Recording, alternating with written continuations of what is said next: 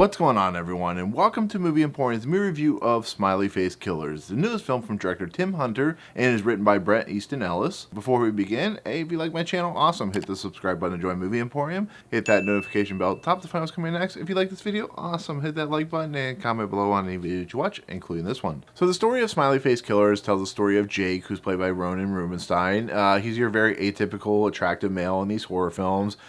He has the very attractive girlfriend. He plays soccer, but he has that flaw where he has like a depression issue. He has mental issues, so on and so forth. So he has to take medication for. And when he goes off the medication in this movie, it starts to kind of make him paranoid that he's being followed by some kind of stalker.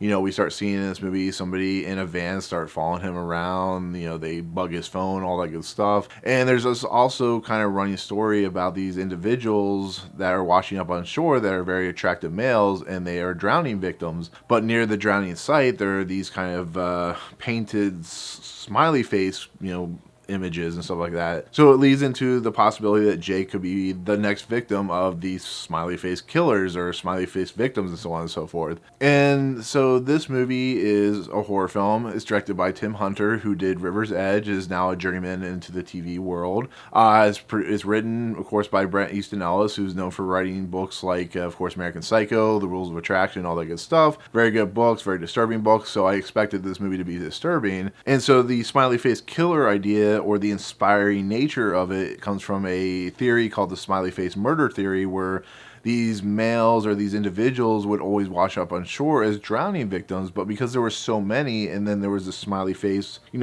vista picture like drawn on the walls, these two detectives, this is a true story, these two detectives theorized that there was a serial killer cult of some sort that was just murdering people left and right, making them like the most infamous serial killers. But the problem is, it's never really been corroborated, and it's more just a theory, so the idea of it being possible, it could be, but there's no real true evidence of that actually happening. But the fact that all the ones that are drowning are all college students is a little suspect, I guess you could say. So with the pieces kind of in place, with Tim Hunter directing, with, Bret Easton Ellis writing, with Crispin who's in this movie, which is really cool, and the idea that this is kind of inspired by a true story like Zodiac and Memories of a Murder, I was really kind of intrigued by this. I thought maybe this could be kind of like a cool, throwback to something like It Follows in essence of its like look and feel, which is what this movie's trying to do. Its music, which is very similar to like Come True and stuff like that. I felt this movie could be kind of fun and entertaining and visceral, which is what I expect from Bret Easton Ellis. And for the most part, the movie is very visceral with what it's trying to do, especially the last 30 minutes.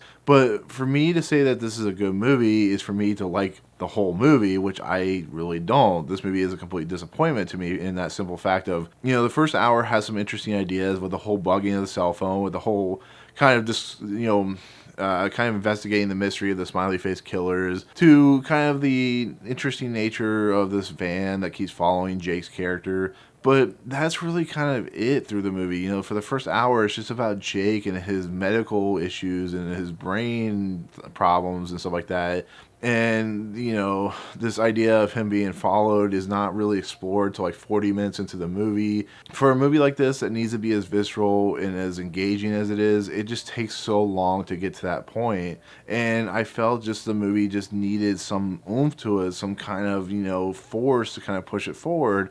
And it just doesn't really happen. It doesn't. The music is very interesting because it's very synth-based, which is becoming a very big thing in horror movies these days. It was very prevalent in like Mandy and Come True and stuff like that. But I just think overall, for how talented a writer Bret Easton Ellis is, and for how talented a director Tim Hunter is, they don't really show me anything interesting. Like there's this one small part at the beginning of this movie that's interesting, and then it just kind of drags for almost an hour, and that's just not what I want out of a horror film. That's why the films like It Follows are so kind of visceral and unique, is because you're getting the central idea, the central nature of the story so quickly and so immediate, that even though you're still kind of plodding along, you have an idea what the movie's doing. But that doesn't necessarily happen here. Yes, there are times where he feels like he's being stalked, but it doesn't feel like it doesn't feel whole. It really doesn't. It feels like they took all the good stuff and threw it in the last 30 minutes, where the movie gets really good and really interesting and really disturbing and really just kind of, visceral, like I said. So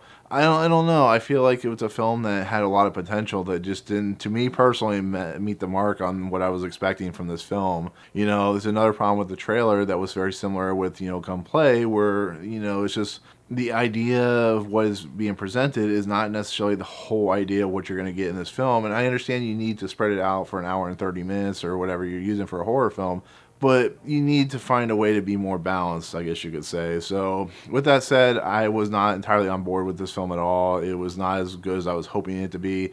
But I can definitely say the last 30 minutes of this film has some very interesting ideas, gets some very interesting visceral uncomfortableness, and is what I was expecting out of Tim Hunter and, of course, Bret Easton Ellis. And then on top of that, Crispin Glover, who is known for doing very interesting visceral films, is not well represented in this movie at all. I didn't have any interest in his character when he's kind of shown, for in the light that he's shown in. So, but that's it. That's my take on Smiley Face Killers. Like I said, there will be people out there that will really enjoy this movie because it's that type of film for them, but unfortunately it was not for me. So but let me know in the comments below what's your favorite type of, inspired by a serial killer or inspired by a horror story that you really like that was turned into a movie, all that good stuff. But otherwise, if you like my channel, hit the subscribe button to join Movie Emporium, hit that notification bell at the top to find out what's coming next. If you like this video, awesome, hit that like button, and we'll see you guys on the next video. Peace out.